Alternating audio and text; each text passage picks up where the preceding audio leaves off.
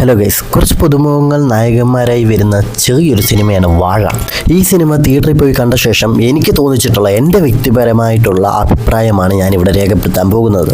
അത്യാവശ്യം നിലവാരം പുലർത്തുന്ന കോമഡി സീനുകളും കാര്യങ്ങളും ഒക്കെ ഉള്ള ഒരു നല്ലൊരു ഫീൽ ഗുഡ് സിനിമ തന്നെയാണ് വാഴ.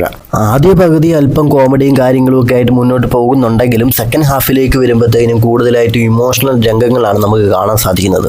Biopic of A billion boys, ആ ഒരു പേരിനോട് എന്താ പറയുക, 100% അവർ നീതി പുലർത്തിയിട്ടുണ്ട് ഈ സിനിമയിലൂടെ.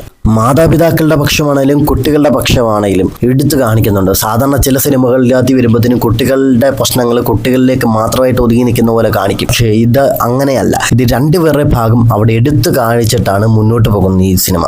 ബാക്ക്ഗ്രൗണ്ട് സ്കോറും മ്യൂസിക്കും കാര്യങ്ങളും ഒക്കെ അടിപൊളിയായിട്ട് വന്നിട്ടുണ്ട്. അതൊക്കെ ഈ സിനിമയ്ക്കകത്ത് ഇങ്ങനെ ഇഴുകി ചേർന്ന് നിൽക്കുന്നുണ്ട്. ഈ സിനിമയുടെ ഡയറക്ഷൻ ആനന്ദ് മേനോനും അതുപോലെ ഇതിന്റെ റൈറ്റർ വിപിൻ ദാസുമാണ്. ഇവർ രണ്ടുപേരും കൂടെ ചേർന്ന് ഈ സിനിമ കലക്കിയിട്ടുണ്ട്. അതുപോലെ ഇതിന്റെ എഡിറ്റിംഗ് ഡിപ്പാർട്ട്മെന്റും എല്ലാം അടിപൊളിയാണ് കേട്ടോ. ഒന്നിനൊന്നിനെല്ലാം മെച്ചമാണ്. 2 മണിക്കൂർ നമുക്ക് ബോറടിക്കാതെ ഇങ്ങനെ കണ്ടിരിക്കാൻ പറ്റുന്ന നല്ലൊരു ഫീൽ ഗുഡ് സിനിമയാണ്. നമുക്ക് ഫാമിലിയായിട്ടൊക്കെ പോയിരുന്ന് കാണാൻ പറ്റുന്ന ഒരു സിനിമയാണ്. ഗൈസ്, നിങ്ങൾക്ക് ഈ വീഡിയോ ഇഷ്ടപ്പെടുവാണെങ്കിൽ നിങ്ങൾ ലൈക്ക് ചെയ്യാനും കമന്റ് ചെയ്യാനും ഷെയർ ചെയ്യാനും മറക്കരുത്. ചാനൽ ഇതിൽ സബ്സ്ക്രൈബ് ചെയ്യാത്തുണ്ടെങ്കിൽ ഒന്ന് സബ്സ്ക്രൈബ് ചെയ്യാൻ തൊട്ടടുത്ത് കാണാം. ബെല്ലൈക്കൺ എനേബിൾ ചെയ്ത് നോക്കാൻ ഞാൻ ചെയ്യുന്ന ഓരോ വീഡിയോയുടെ നോട്ടിഫിക്കേഷൻ നിങ്ങൾക്ക് ലഭിക്കാനായിട്ട്. അപ്പോൾ അടുത്ത വീഡിയോ കാണുമ്പോഴേക്കും ബൈ.